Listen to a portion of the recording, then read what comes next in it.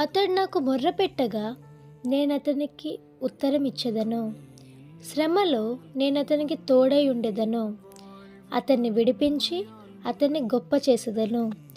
ఈ రోజుల్లో నువ్వు మాట్లాడితే, నువ్వేదైనా అడిగితే అయిన వాళ్ళే నీతో మాట్లాడడానికి ఇష్టపడరు.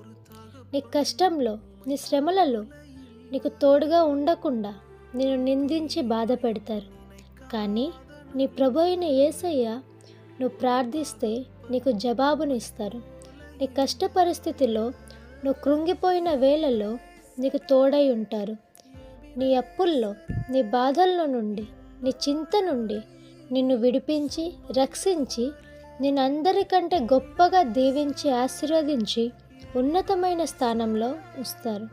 ఆమేన్. Praise the lord.